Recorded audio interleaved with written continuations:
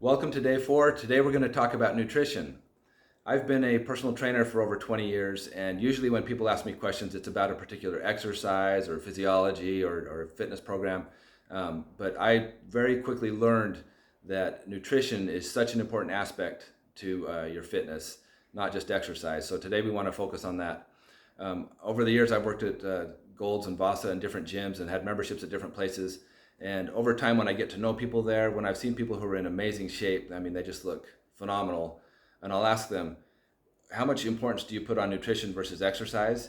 It's been very telling. Without fail, when these people looked like they were in great shape and they were well conditioned, without fail, they would say 70 to 80% of our emphasis is on nutrition and the rest is on exercise. And that kind of blew me away at first, but I found that to be true, that nutrition is so important. You can't out exercise bad nutrition. You just can't do it. So nutrition, you got to get a handle on that if we want to get the results we're after. And the tricky thing with nutrition today, I don't want to use the word diet, but there's a diet. Technically, it's what you're consuming, what you take in regularly, but it's also has the connotations of all the fads and gimmicks and the marketing that goes on with that. So there's lots of bad diets out there. In fact, I just made a list last night of just some of the diets that came to mind that I've encountered people on or promoting or talking about over the last 10 years. I'd just like to read that really quick here. So these are some of the popular things, and you may have heard of some of these too. There's Atkins, Paleo, Jenny Craig, Vegan, Zone, Keto, Nutrisystems, Grapefruit Diet, Low Calorie Liquid Diet, Nutrisystems, South Beach, Gluten-Free, Raw Food, Dash, Sugar-Free, Blood Type, Flexitarian, Vegetarian, Food Point Systems, Organic, Master Cleanse, Weight Watchers, Mediterranean, Body Type Diet, Pescatarian, and Food Combinations. So there's just so many different types of diets. So many things are being promoted. Some of them are legitimate and valid and beneficial. Some of them are questionable, and some are pure quackery. So you just want to be really careful with these diets. The tricky part of this is every one of these can show their poster child of someone that lost weight or turned their life around by following those guidelines. Even Taco Bell and Subway had a spokesperson that claimed to lose all this weight by eating there. And so you got to be really careful. And something you want to look for when you talk about nutrition is that it's sustainable, that you're going to be able to stay on it. Because if it's just a short little quick diet type thing, as soon as you go off, you're going to go back to how you usually eat. You'll go back to the same results. You'll gain the weight back. So instead of a diet, what I emphasize is long-term habit changes and healthy eating. Just if you can just look at it that way, it's not as sexy sounding as a celebrity 3-week diet, weight loss, 2 weeks to lose 10 pound type thing, but it's a lot more sustainable and you'll have greater success in the long run. And that's what we're talking about here, not just a short little flash in the pan with that. So with nutrition, I want to talk to you about a couple things. One other thing I'm going to do is put on the website a list for healthy eating tips, and this has a ton of different things you can do. And these are all beneficial. Some of them seem kind of nitpicky or like, does that really make a difference? But when you look at all these suggestions I've got on there and you incorporate a couple of them together, it'll make a difference over time. So I've got that on the website for you. It's called the Healthy Eating Tips on there. Aside from that, though, today I just want to address 4 basic principles or 4 basic rules about eating that can help you out a lot. We're going to talk a lot about nutrition in the future, but today I just want to start really simple. So the first thing I wanted to do is talk about your calorie intake. Most of the people I work with and most of the people I assume with this are looking to lose some weight. Occasionally I'll get a teenager that can't gain weight and he's trying to bulk up and it's a totally different story for him. But if you're in the majority of cases, then people are trying to lose some fat, and to do that you have to have a calorie deficit. If you're taking more energy in your body than you're expending, it's going to be stored, and that's the result is fat. So we want to first determine, and we'll do this when we have our consultation, your activity level, and so we can determine how many calories a day you need and how many we can safely have you eating without feeling starving, and to get the results you want over time. So the best way you can cut your calories is portion size. If you go out to eat these days, it's amazing how big portions are, how big things are.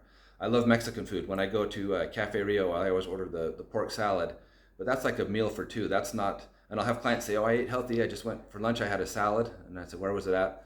Cafe Rio, what was it? The pork salad. Oh, good.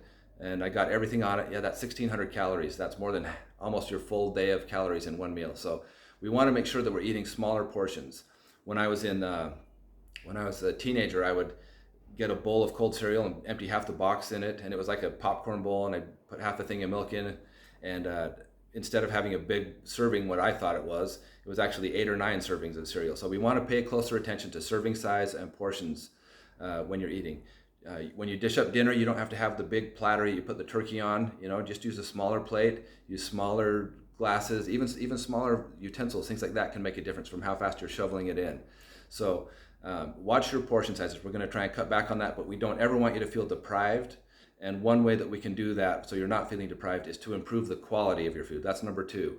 So improving quality, the best way that is done is by cutting back or eliminating the junk food and the processed food, which is so plentiful and which is so normal for all of us these days to eat.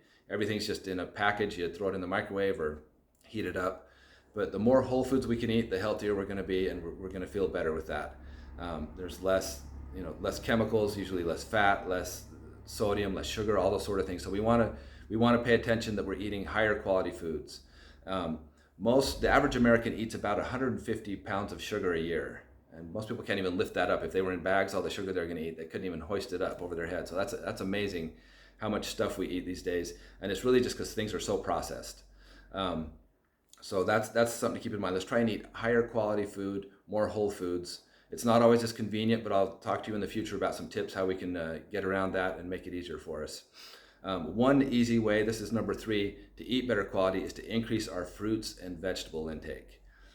Especially vegetables. Fruits are good, but sometimes if people are eating a ton of them and if they're drinking a lot of juice, that's just like soda pop, has more calories than drinking pop. So you want to be careful with juices, but vegetables, it's really hard to do any damage calorie-wise eating vegetables unless you're just like dipping them in nacho cheese sauce and gravy and mayonnaise and stuff like that. So if you're careful with your dips and things you're eating it with, you can be just fine. So eat a lot more fruits and vegetables. We'll talk about that some more. And then the 4th one I would recommend is to avoid extremes. I see so many extremes, and sometimes they might work for people for a while, but the problem is they're not sustainable. Some people will say, I'll never eat carbs, or I only eat raw food, or things like that. And that's great. That can help you with a certain thing if there's a medical reason to do some of those things. But that's not a sustainable diet for most people to just be so extreme. You're going to get invited to wedding receptions and parties and things like that, social events.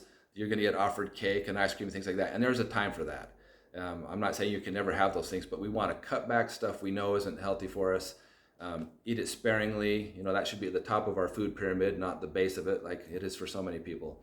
So let's avoid extremes. Let's eat more fruits and vegetables. Let's cut our calorie content back and improve the quality of our food. And you won't feel like you're starving or on a diet if you do that. So those are just some 4 basic ideas.